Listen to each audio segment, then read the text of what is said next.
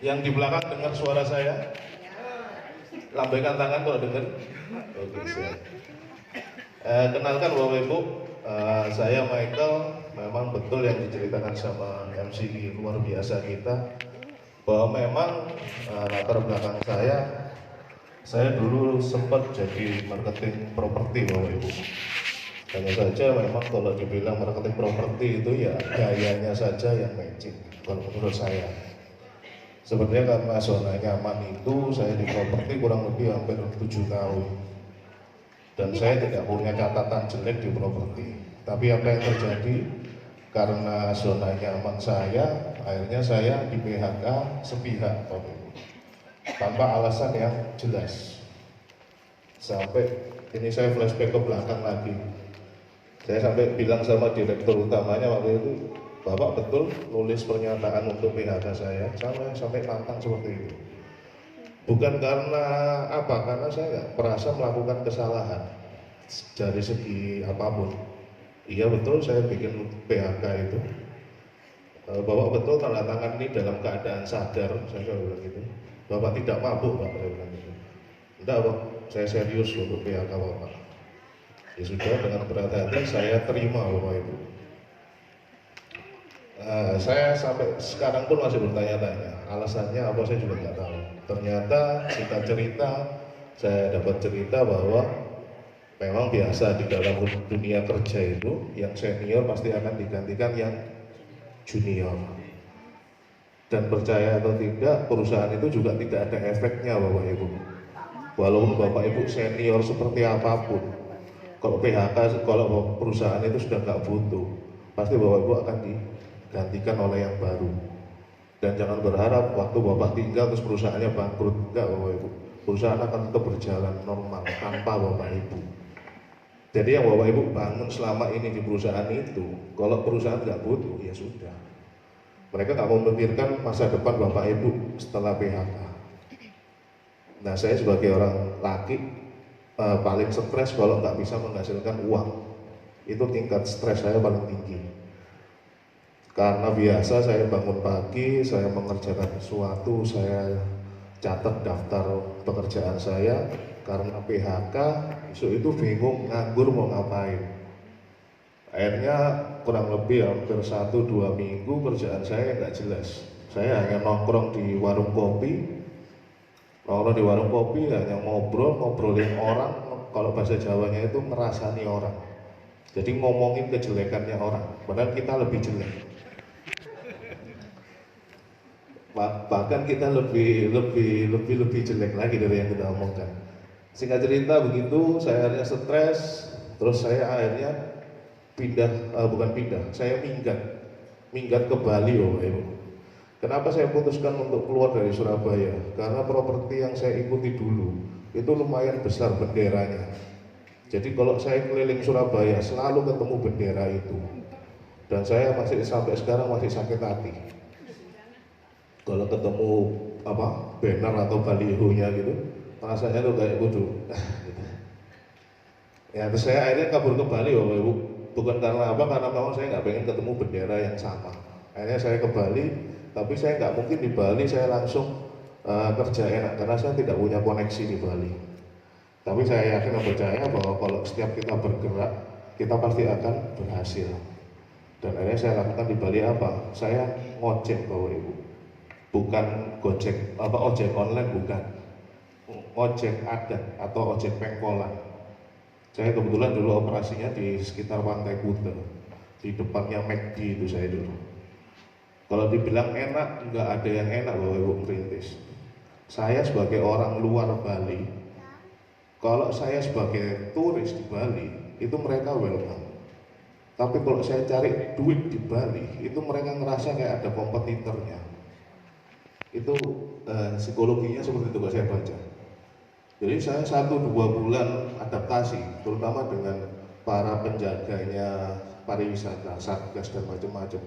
Di situ ya ada adu mulut segala macam, sampai ada motor saya juga rusak segala macam. Dirusak, bukan rusak, dirusak. Karena saya mau mulai di sana juga dengan modal yang sangat minim. Saya itu kosnya dulu itu waktu di Bali saya di Jimbaran Bapak Ibu. Jimbaran ke Kuta itu kurang lebih hampir setengah jam. Dan Jimbaran itu dataran tinggi, kalau di Kuta di Bali itu dia agak rendah. Saya harus menempuh itu. Dan lebih ngenesnya lagi, itu saya kos, itu bukan kos kamar Bapak Ibu. Saya kos itu hanya terasnya saja. Bukan karena saya nggak mampu bayar kamar, enggak. Karena saya selalu uang yang saya dapatkan dari hasil ojek saya selalu kirimkan ke rumah semua.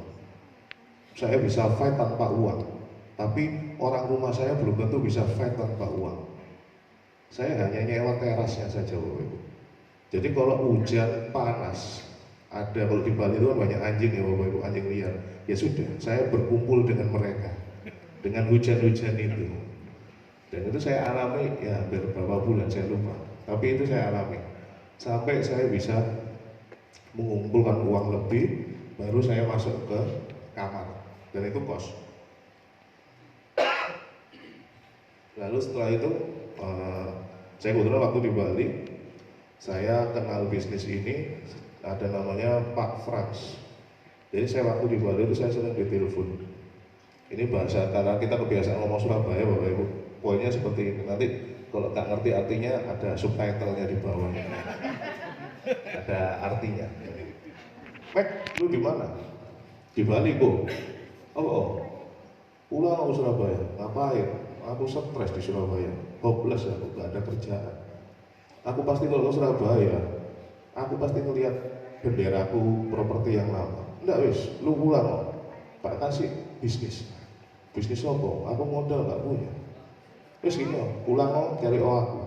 Makanya saya suruh balik ke Surabaya nyariin si Pak Frans itu. Ya gampang lah, aku masih usaha di sini kok. Jadi apa lu sana? Gojek. Goblok. Dari properti ke Bali dikirain enak, ternyata enggak, malah nyungsep saya. Jadi tukang ojek pengkolan. Saya dulu nggak kepikiran pakai jas-jas gini, nggak kepikiran Bapak Ibu. Pakaian saya dulu kalau yang orang-orang lama tahu, saya kalau ke kantor itu kaos oblong gitu, celana pendek gitu, sepatuan, itu persis turis saya itu. Kaos merek-merek cek itu loh, jadi kaos-kaos biasa. Singkat cerita saya di Bali, kok ya puji syukur waktu itu, jadi saya selain ngojek, saya mengumpulkan uang, saya bisa beli motor di sana, saya sewakan juga. Jadi saya ngojek plus nyewakan sepeda motor untuk turis-turis begitu.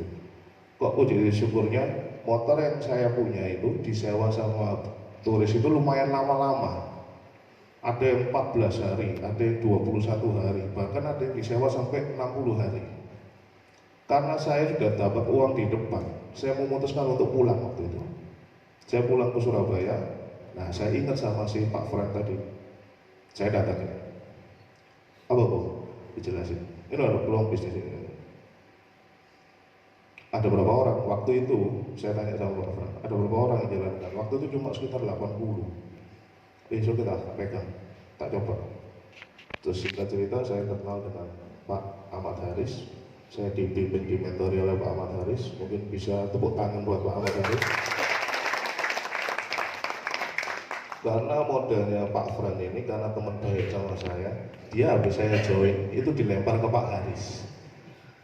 Jadi setelah itu saya jarang ketemu sama Pak Fran, tapi saya beruntung bisa ketemu sama Pak Haris. Saya dimentorin oleh beliau. Ternyata bisnis itu bukan hanya tentang uang Bapak Ibu, tapi banyak masalah kompleks di dalamnya untuk diri kita sendiri. Tadi malam saya ngobrol dengan Pak Haris, memang benar yang dikatakan beliau. Orang kalau dasarnya ini sudah emas, walaupun dicelupin ke got, diambil tetap emas Bapak Ibu. Jadi bisnis ini seperti itu. Jangan lihat bisnis ini hanya termos. IBS University itu membuat Bapak Ibu seperti emas itu tadi, bukan seperti kayu.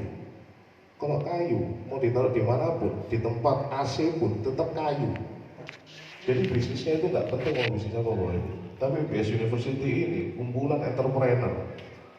Jadi Bapak Ibu bukan hanya fokus terhadap produk-produknya dari SMN enggak, tapi gimana membentuk pribadi kita untuk tough. Karena kalau kita sudah tough, mau produknya pete pun itu kita akan tough Bapak Ibu. Tapi kalau mentalnya itu nggak kuat kayak saya gini dulu, mau jualnya properti laku kayak apa ya, PHK ya. Jadi IBS University itu bukan tentang produk, no. Kita tentang entrepreneurship. Di dalamnya ada mental, ada sikap, ada impian juga. Nah, singkat cerita saya begitu. Saya bergabung itu, saya masih ingat April 2016. Kemarin juga saya sempat ngobrol sama Pak Haris. Pak, saya disuruh cerita di Mataram tentang success story saya. Berarti kalau success story itu kan saya cerita yang jelek-jeleknya dulu, yang menderitanya dulu, kan betul loh itu ya. Cuma masalahnya saya itu sudah semakin lupa penderitaan saya. Karena Bapak Ibu, 2-3 tahun yang saya alami ini benar-benar enak semua Bapak Ibu. Saya tuh kayak hidup di negeri dongeng Bapak Ibu. Makanya kalau saya cerita success story ini agak nggak berdarah-darah, karena apa? Sudah banyak senengnya saya ini. Mungkin Bapak Ibu, waktu saya cerita championship pertama dulu, mungkin Bapak Ibu akan nangis, karena saya benar-benar menjiwai. Kok sekarang karena saya sudah senang Bapak Ibu. Cuma Bapak Ibu perlu tahu background saya aja, bahwa saya ini tukang ojek juga bisa. Nah Bapak Ibu yang mungkin lebih baik dari saya untuk bergabungnya, harusnya peluangnya lebih besar Bapak Ibu. Jangan begitu, saya dulu waktu mengawali itu, kan produk kita kebetulan kan di kesehatan Bapak Ibu. Saya tuh pertanyaan konyol dari customer itu begitu, ini bisa buat diabetes. Dulu itu kita testimoni nggak ada Bapak Ibu. Apa jawaban saya? Kelihatannya bisa Pak. Lebih susah mana dulu sama sekarang? Sekarang Bapak Ibu enak, ada teman-teman yang punya masalah kesehatan tinggal di share testimoninya. Mau percaya mau nggak syukur. Nah kalau dulu 100% orang nggak percaya Bapak Ibu. Saya aja nggak percaya dulu kok. Saya bilang kelihatannya bisa. Wah ini Pak, peluang bisnisnya seperti ini. Bisa saya 50 juta per bulan. Dulu kelihatannya bisa Pak. Kalau sekarang Bapak Ibu tanya sama saya, bisa, kecil loh. Karena apa? Saya tahu caranya, dan para leader-leader di sini yang di depan ini juga sudah tahu caranya. Tinggal Bapak Ibu tanya, konsultasi, buka diri Bapak Ibu, rendahkan egonya. Supaya apa? Supaya masuk Bapak Ibu. Karena orang sukses itu, dia itu selalu menemukan solusi di setiap masalah. Kalau orang yang nggak sukses atau belum sukses, itu kebanyakan masalah di setiap solusi. Itu kan aneh begini. Kita bertanya sama orang sukses, misalnya, Mister, gimana caranya sukses? Kita dikasih tahu ini A, B, C, D, E, F, G. Kan aneh kalau kita bilang, mosok.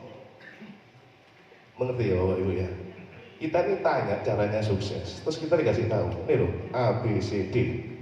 Terus kita yang nggak sukses, kita tanya, mosok bener? Kan lucu.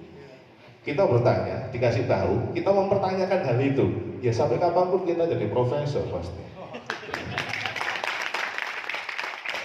Dan saya itu selalu menurut apa yang dikatakan sama Pak Founder, Pak Ahmad Haris. Saya telan mentah-mentah dulu. Saya nggak pernah bantah. Baru setelah saya action itu biasanya ada filter-filter. Tapi tetap waktu saya filter, saya tanyakan kembali, saya konsultasi lagi. Jadi sangat beruntung kalau di IBS Unif Mataram ini punya leader seperti Pak Huda. Pak Huda. Karena saya tahu visinya beliau itu memang baik, mulia. Jadi apa yang dikatakan beliau pasti bukan untuk kepentingan diri sendiri, percaya saya. Kalau Bapak Ibu nggak percaya, Bapak Ibu championship Mataram berikutnya datang, pasti lebih banyak di sini. Tapi Bapak Ibu nggak mungkin di sini kalau negatif sekarang. Tapi kalau Bapak Ibu buka diri, Bapak Ibu championship berikutnya pasti akan berdiri di sini. Karena apa? Mentornya luar biasa. Jadi kalau Bapak Ibu nurut aja sama Pak Huda. Pokoknya nurutnya itu jam kerja. Kalau agak malam biasanya agak sleng-sleng Pak Huda. Bercanda Pak. Nah kita soalnya teman baik, jadi saya sering ngobrol sama Pak Huda. Terus saya juga setelah itu saya jalankan bisnis April 2016. Memang kalau dibilang waktu saya pertama kali menjalankan ini juga susah Bapak Ibu. Tidak ada semua itu gampang.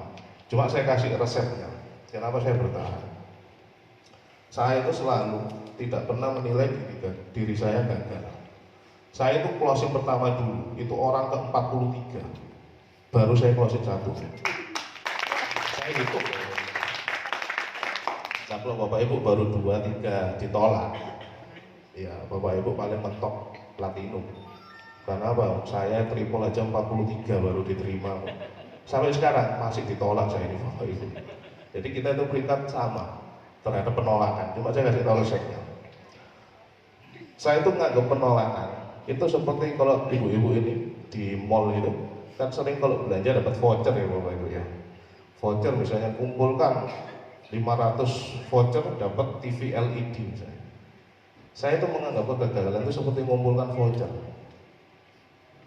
Pada saat saya ditolak, saya dapat 1 voucher, berarti saya kurang 499. Ditolak 2 kali, saya malah terima kasih sama orang. Pak, terima kasih Bapak sudah nolak saya. Orangnya ini bingung, nolak tapi saya terima kasih. Kadang-kadang sampai orangnya pernah gini tanya, Pak saya ini nolak apa join tadi ya? Oh iya, Bapak nolak apa join? Saya nolak Pak, ya udah terima kasih Pak. Bingung orangnya. Tapi apa, saya nilai itu kayak ngumpulin voucher loh ya. Jadi pada saat voucher ini saya sudah penuh, saya dapat apa kalau di mall? LED. Kalau di sini saya dapat apa? Freedom Bapak Ibu. Keluarga itu senyumnya lebar. Masa kita ngurusin orang yang menghina kita, buat apa? Dan saya kasih resep lagi bahwa terkadang itu, ini juga saya pelajari juga di buku-buku itu bahwa nasihat itu terkadang bagai pembunuh Bapak Ibu.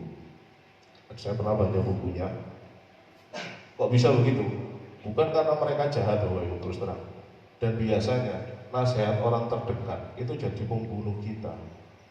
Bukan karena mereka jahat, tapi karena mereka terlalu sayang terhadap kita.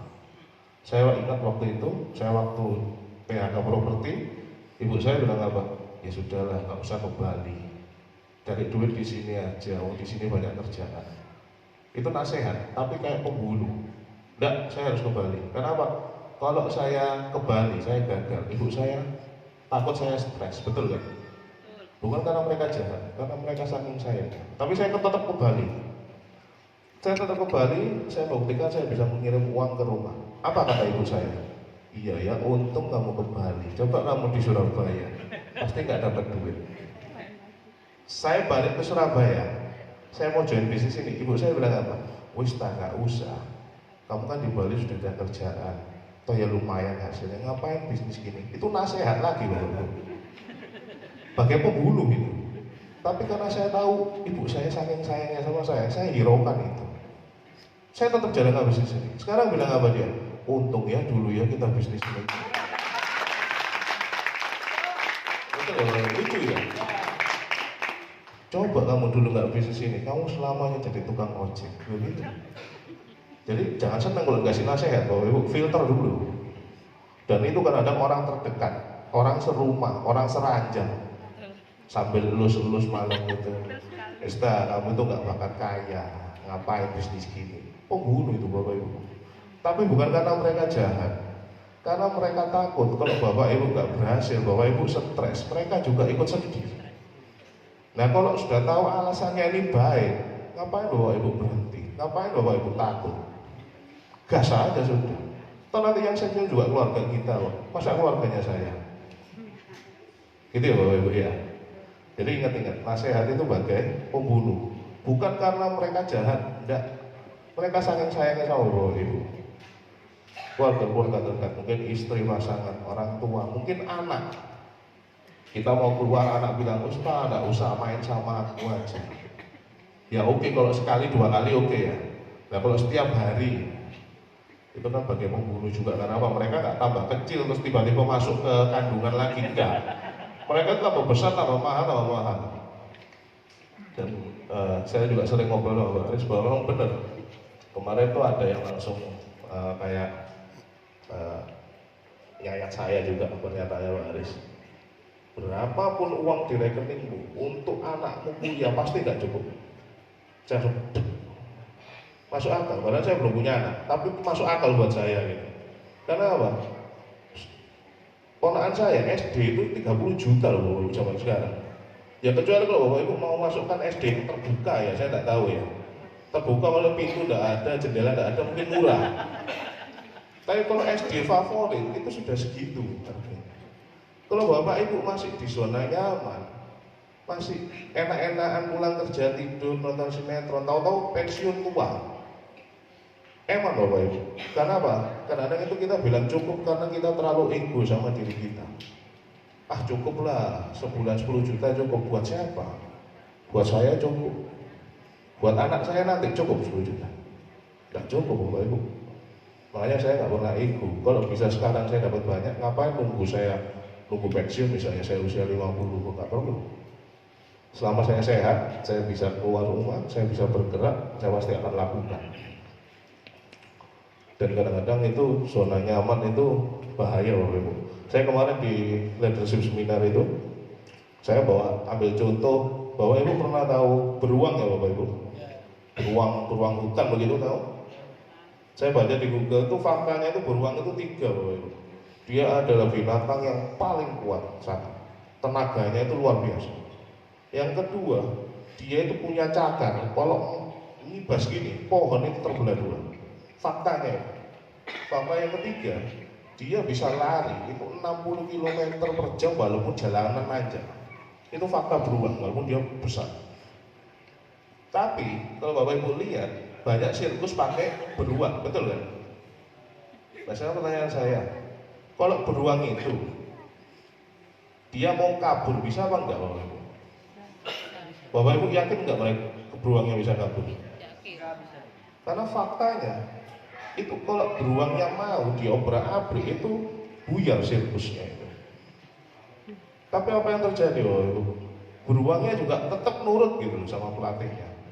Disuruh berputar, suruh tepuk tangan, disuruh naik lompat. Padahal dia itu bisa sebenarnya. Karena apa? Kita tahu faktanya itu bisa dan banyak buktinya. Kalau kita lihat di TV itu banyak kan yang beruang itu benar-benar dia survive, cari mangsa survive. Kenapa kok beruang yang sirkus ini nggak bisa Bapak Ibu? Pertanyaan saya. Sudah nyaman. Ada yang bisa? Dia nyaman. Karena dia terlalu nyaman dari kecil Bapak Ibu. Dia mau makan tinggal dikasih sama pelatihnya. Dia mau mandi dimandiin sama pelatihnya. Dia mau tidur sudah disiapin kandangnya. Nggak bakal ada hewan lain yang berani ganggu dia. Nyaman Bapak Ibu. Akhirnya apa? Disuruh apapun mau. Padahal kalau beruang itu dia mau diobrak-abrik kandangnya selesai sudah, dia bisa kabur. Tapi karena dia tidak mau. Nah kira-kira kalau beruang itu saya ajak ke sini ke Mataram ini. Ada di sini misalnya beruangnya ini, saya tanya gitu.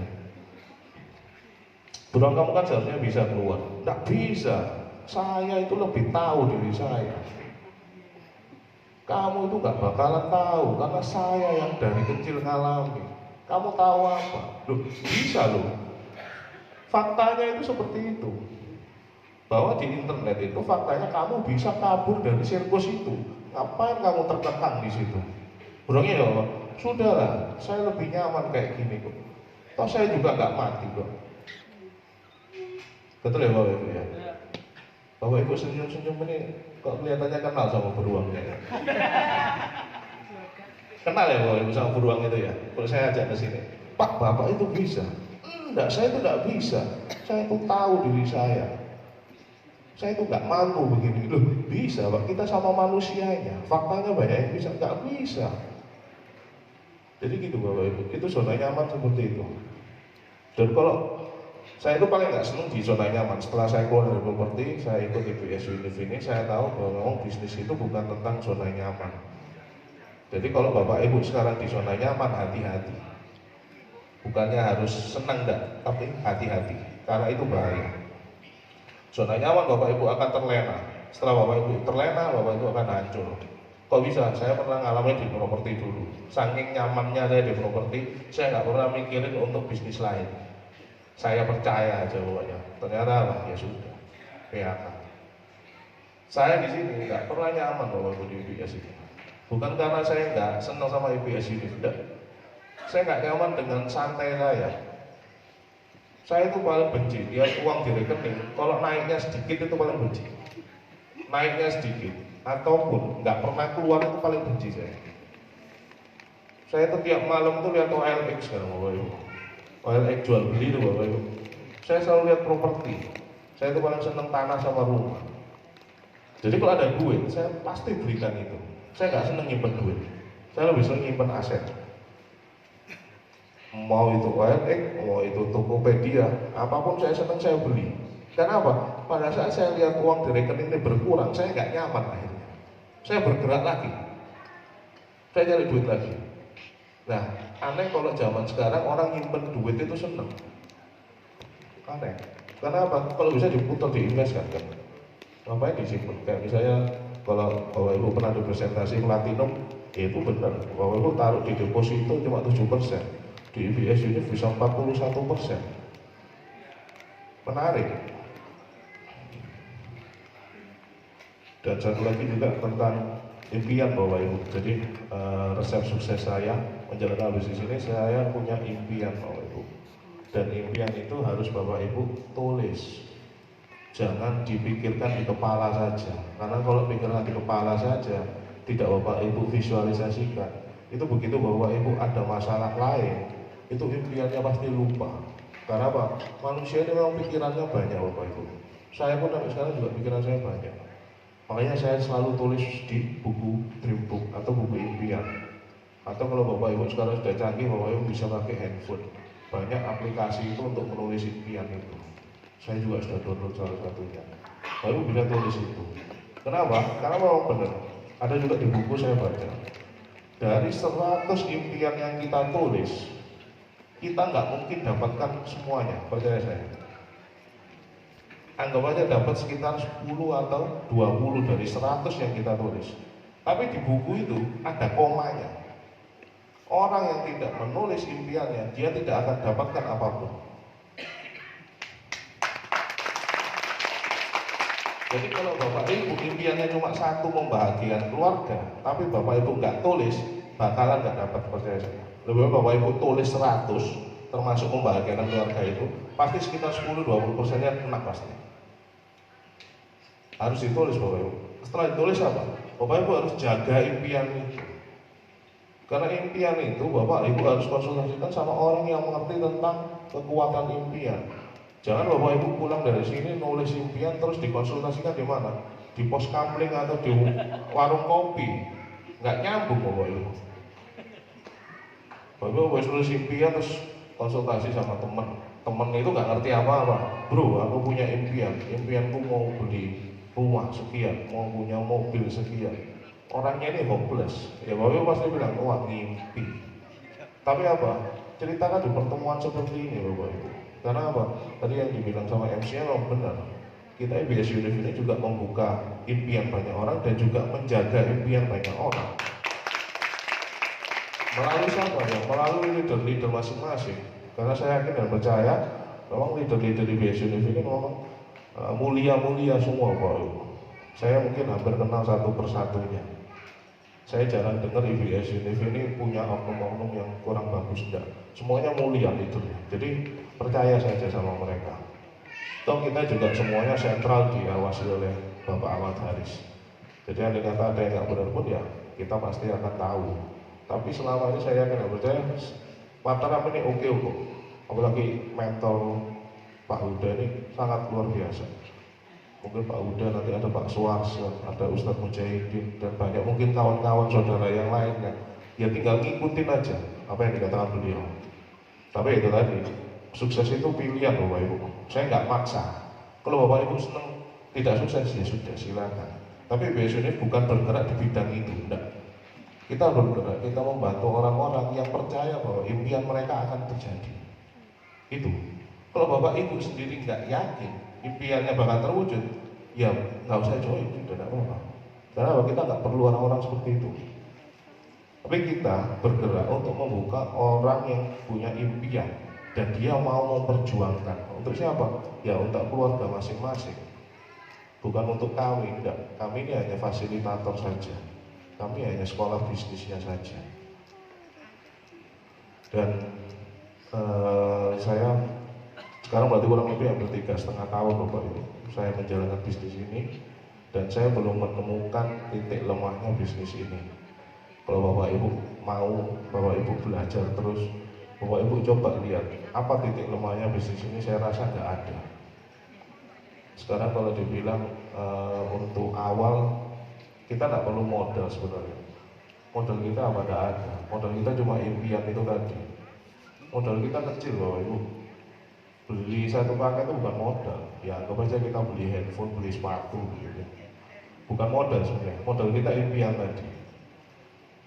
Dan setelah kita punya impian, kita harus punya sikap untuk menjaga impian itu. Jadi bisnis ini itu bukan seperti di kantor Bapak Ibu, bahwa leader ini adalah bos Bapak Ibu, bukan. Pak Haris juga bukan bos saya juga bukan bosnya Pak Haris. Jadi kita partner kerja. Jadi sikap kita harus memandang bahwa bisnis ini adalah bisnis kita masing-masing. Bisnis saya, bisnis Bapak Ibu. Bukan bisnisnya Pak Ahmad Haris, bukannya bisnisnya Pak Buddha, bukan. Tapi bisnis masing-masing Bapak Ibu. Jadi Bapak Ibu kalau pengen belajar bisnis ini, ya belajari dengan sungguh-sungguh, tanpa alasan gitu. Karena apa? Tanggung jawabnya masing-masing Bapak Ibu. Kita ini sebagai mentor aja, kita ini sebagai panglima yang paling di depan. Kita tahu kalau di depan ada ranjau, kita pasti akan kasih tahu sama kalian, sama Bapak Ibu, bahwa jangan gitu, lewat sini aja. Lewat sini ternyata banyak masalah lagi, jangan lewat sini aja. Tugas kita seperti itu. Tapi kalau Bapak Ibu tidak percaya terhadap mentor, ya Bapak Ibu akan jalanin yang salah itu tadi. Akhirnya apa? Ya nggak kron, nggak royal, nggak platinum, bahkan nggak triple. Karena apa? Terlalu banyak pilih jalan sendiri. Sedangkan apa? IBS Univ ini sikap kita terhadap support system kita. IBS Univ ini sudah paling bagus support systemnya di IBS ya. IBS kita banyak support system. Tapi saya menilai IBS ini salah satu paling bagus. Kenapa saya bilang? Triple crown-nya paling banyak Bapak Ibu. Royalnya paling banyak. Dan semuanya orang Bapak Ibu. Nggak ada yang jadi-jadian. Terus kemarin kita ke trip ke Bangkok. IBS ini juga paling banyak 61. Di tim lain cuma 20-an, bahkan 15 misalnya. Besok ini di Jerman, kita ini semuanya IBS Univ 15 orang. Jadi apa? Peringkat paling banyak IBS Univ. Dari segi reward jalan-jalan juga IBS Univ. Dari leader-leader yang punya integritas juga IBS Univ. Nggak usah pakai cara lain Bapak Ibu. Kalau Bapak Ibu di sini loh ya, di IBS ini. Ikutin aja Bapak kata mentor. Karena apa? Sudah teruji Bapak Ibu. Nggak perlu diragukan. Jadi kita sudah punya kurikulumnya. Nanti mungkin dibantu sama triple kita Mbak Wulan menjelaskan pentingnya pertemuan. Karena memang pertemuan juga salah satunya memang untuk membangun bisnis ini dari pertemuan ke pertemuan. Karena apa? Bapak Ibu pasti cari orang yang satu visi dengan Bapak Ibu kalau mau membangun bisnis. Dan itu ditemukan di mana? Di pertemuan Bapak Ibu. Bapak Ibu tidak bakalan menemukan orang yang sevisi di luar sana. Kalau enggak Bapak Ibu tarik ke dalam. Saya punya teman bisnismen, tapi saya undang untuk masuk ke dalam nggak mau, nggak bakalan saya kerjakan. Karena apa? Percuma, frekuensinya nggak sama. Tapi begitu orang yang masuk ke pertemuan, dia pasti akan frekuensinya sama dengan kita, visinya sama, yaitu apa? Bergerak membuka impian banyak orang. Kalau dia nggak mau masuk ke pertemuan, ya susah juga. Jadi di IBS ini kalau saya bilang success story saya happy Bapak Ibu. Kalau Bapak Ibu lebih menderita dari saya dulu, berarti ini awal yang baik untuk memulai hari baru Bapak Ibu. Hari bahagia Bapak Ibu. Jadi Bapak Ibu jangan khawatir, datang ke sini itu suatu start yang bagus Bapak Ibu. Tinggal Bapak Ibu buktikan aja bahwa omongan saya ini benar. Bapak Ibu turutin mentornya, Bapak Ibu jalankan bisnis ini. Kalau hitung-hitungannya luar biasa Bapak Ibu, nggak usah diragukan. Kalau Bapak Ibu bisa buktikan nanti Februari bisa ketemu saya lagi, saya pengen lihat Bapak Ibu bener nggak omongan saya. Pasti apa di sini pasti lebih ramai Bapak Ibu.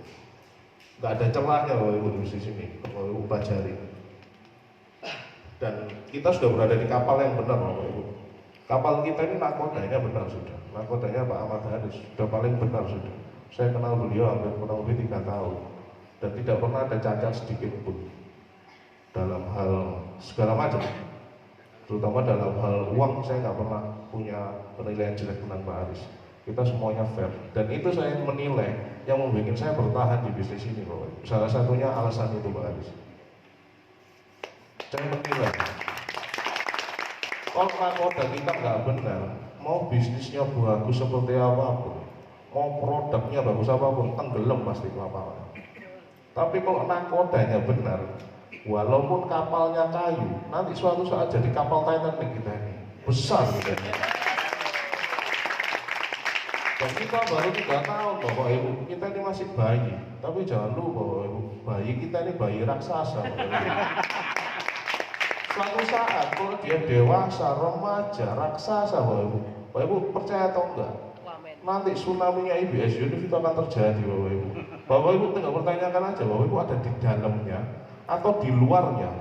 Kalau di luarnya selesai, Bapak Ibu, tsunami itu cepat, sat sudah. Bapak Ibu tinggal telat trek sudah, terlambat sudah. Tapi saya kira percaya tsunami-nya akan datang, nggak lama dari sekarang. Karena apa? Ya saya ikut di dalamnya juga bersama leader-leader ini. Visinya luar biasa, Bapak Ibu. Itu loh Bapak Ibu yang sudah menikmati bisnis ini. Kalau pas Surabaya ada acara, silakan datang, Bapak Ibu. Jangan pulang cepat-cepat. Karena apa? Visinya itu muncul di malam hari biasanya. Setelah acara itu kita biasanya meeting after seminar, di situ lah Bapak Ibu akan temukan rohnya bisnis ini. Saya juga membuktikan sama Bapak Ibu bahwa saya datang ke Mataram kan. Nanti saya pengen juga Bapak Ibu yang tim Mataram kalau Surabaya ada datang ke sana. Kita jadi satu visi begitu. Dan saya yang percaya ini baru permulaan, betul katanya Bu Dina tadi. Ini permulaan Bapak Ibu. Saya dulu mengawali juga di Surabaya seperti ini. Jadi Bapak Ibu ini orang-orang terpilih hari ini. Saya kira percaya Bapak. Bahkan bisa hampir 7/8-nya itu bakalan sukses karena rumusnya begitu. Rumusnya itu bisnis itu hanya menangkap peluang secepat mungkin, sudah. Kalau Bapak Ibu nggak tangkap peluang itu, ditangkap orang lain, sudah. Bisnis itu simpelnya seperti itu. Bapak Ibu terlalu lama mikir, terlalu lama menilai, bisnis ini diambil orang lain, sudah selesai. Tinggal cepet-cepetan aja lah. Saya juga waktu join juga pertanyaan saya simpel sama Pak Fran itu. Banyak belum yang kerjakan? Belum. Sudah, kerjakan gitu. Pasti berhasil kok. Rumusnya begitu. Lebih banyak orang baru daripada orang lama kan. Kita ini kan hanya mungkin 0,01-nya dari penduduk Indonesia. Masih sedikit sekali Pak Ibu. Nah sekarang itu gitu, kesulitan saya itu cerita success story karena sudah banyak enaknya Bapak Ibu. Nanti Bapak Ibu merasakan kalau sudah triple crown seperti Pak Huda gini, suruh cerita success story susah Bapak Ibu. Karena apa? Sedihnya ini sudah lupa. 3 tahun, saya dulu waktu saya susah, setahun itu lama Bapak Ibu. Karena apa? Tiap hari itu ketakutan saya itu. Sekarang Bapak Ibu, setahun itu jalan-jalan terus. Jadi setahun saya di UBS Univ ini nggak terasa. Saya baru ingat ternyata sudah 3,5 tahun saya di UBS Univ. Perasaan baru kemarin saya ini gabung. Kenapa? Happy loh. Orang kalau happy lupa waktu loh. Dulu saya di properti 7 tahun. Apa ya? Dapat dulu cuma apa? Mobil Panther 1 sama motor Beat 1. Itu pun sekarang sudah ditarik di kolektor loh. Karena nggak happy dulu itu loh. Sekarang ya puji syukur melalui BSINIF ini, melalui mentornya Pak Haris luar biasa. Saya lebih tough. Saya sekarang itu mau dibilang apapun negatif, saya tidak bilang. Bapak Ibu boleh percaya, Bapak Ibu teriakkan di kuping saya ini, nggak bisa, nggak mempan sekarang saya ini. Pasti keluarnya saya apa? Bisa. Nggak mempan. Oh Ibu teriakkan gagal. Keluar dari mulut apa? Sukses. Nggak mempan. Karena apa? Ya mental saya sudah terbentuk di IBS Univ ini. Bukan tentang uangnya, enggak. Uang Bapak Ibu bisa dapatkan dimanapun. Saya dulu waktu ojek pangkalan juga dapat duit loh. Tapi mentalnya apa? Mental anak jalanan gitu. Yang diajarkan ya yang jelek-jelek, nggak ada yang bagusnya.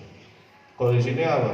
mentalnya dapat, uangnya dapat, tapi Bapak Ibu mulai memperbaiki banyak aspek di kehidupan Bapak Ibu, mulai dari sosial Bapak Ibu. Karena apa? Kalau sudah banyak duit itu bantu orang seneng loh. Saya dulu bantu orang takut apa? Nanti saya minta lagi uangnya. Itu psikologis dah. Tapi kalau Bapak Ibu banyak duit, sosial Bapak Ibu pasti akan naik, bantu orang juga pasti akan senang, gembira. Terus apalagi religi Bapak Ibu juga akan naik. Karena apa? Bapak Ibu akan semakin ngerim, semakin sering bersyukur. Karena apa? Banyak rezeki. Tingkat sosial Bapak Ibu, religi Bapak Ibu naik. Kalau Bapak Ibu nggak punya duit, ya religinya naik, tapi religi untuk memaksa minta rezeki biasanya, bukan bersyukur. Ngeluh biasanya. Tapi kalau Bapak Ibu banyak duit, religinya itu naik apa? Bersyukur, Bapak Ibu. Terima kasih. Banyak kan ngomong terima kasih pasti pada saat doa. Bukannya minta sesuatu, minta dihindarkan masalah, enggak. Saya sekarang nggak pernah doa itu. Saya kalau doa saya bilang, saya serahkan hidup saya sama padamu Tuhan. Sudah, saya percaya. Karena apa? Saya nggak pernah minta rezeki lagi. Sosial saya naik, religi saya juga saya sekarang lebih bertumbuh dibanding dulu. Saya dulu minggu nggak pernah masuk gereja sudah. Saya dari dulu ya minggu ya kerja dari duit. Sekarang apa? Saya off kan benar-benar. Saya naikkan religi saya karena bersyukur saya sudah ditemukan di IBS Unif. Terus apa lagi? Tingkat keluarga Bapak Ibu juga akan naik. Jangan salah loh Bapak Ibu. Zaman sekarang Bapak Ibu banyak duit tapi nggak punya waktu. Itu di Surabaya banyak kejadian bunuh diri Bapak Ibu. Karena apa? Stres. Keluarganya nggak harmonis. Jangan seneng dulu Bapak Ibu banyak duit tapi nggak punya waktu. Karena apa? Keluarga Bapak Ibu pasti akan tidak harmonis. Karena apa? Waktu itu utama buat keluarga. Nah di IBS ini kan menawarkan keduanya. Bapak Ibu duit dapat, waktu juga dapat sama keluarga. Nah kayak saya ini sama nyonya, ya sekarang sekaligus mau bicara saya juga jalan-jalan. Saya sama orang tua juga ke Malaysia, ke Thailand juga jalan-jalan. Jadi apa? Duit itu memang nomor 2, waktu yang utama. Kalau Bapak Ibu tidak memikirkan itu, Bapak Ibu hanya kerja dapat duit, pada saat nggak kerja nggak dapat duit, masalah di waktu pasti. Bapak Ibu mau nambah penghasilan lembur, waktu lagi yang dijual. Bapak Ibu mau dapatkan sebulan 20 juta, menjual waktunya 20 jam per hari, 4 jam hanya buat tidur. Tahu-tahu anaknya sudah besar semua, sudah nikah semua. Bapak Ibu nggak kenal keluarga. Istri juga nggak tahu. Tiba-tiba dulu nggak bisa masak, sekarang jadi koki. Bapak Ibu nggak tahu, nggak pernah di rumah. Kan sedih Bapak Ibu. Jadi jangan memikirkan uang di IBS Unif, karena uang Bapak Ibu pasti dapat. Hanya pikirkan masalah waktu itu tadi. Saya terus terang, saya sekarang menikmati bukan dari uangnya, dari waktu saya dengan keluarga. Saya masih ada ibu Bapak Ibu, kalau ayah saya sudah nggak ada. Saya bisa menikmati waktu itu dengan keluarga, dengan ibu saya, dengan nyonya saya. Itu yang penting. Dulu saya kalau di rumah tidak bekerja, apa yang terjadi? Ya bos pasti marah. Nggak mau tahu alasan rumah itu apa. Mau di rumah ibu ini lagi sakit, mau di rumah ini nyonya lagi sakit, bos tidak peduli. Bos tetap harus suruh masuk kerja. Kalau sekarang, saya apa? Ya impian saya sudah. Impian saya apa? Ya keluarga saya ini. Nah keluarga saya bilang di rumah, ya saya di rumah sudah.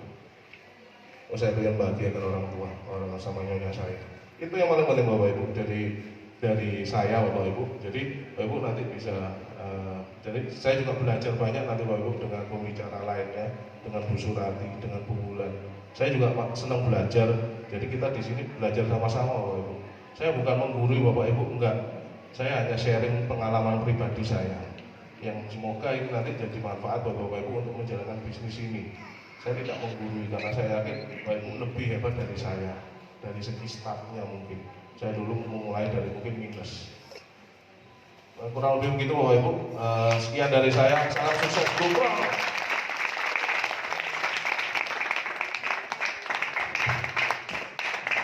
Kita dulu, mohon maaf, Pak Mitron. Dia dulu di sini. Oke, kita minta IBS founder kita untuk memberikan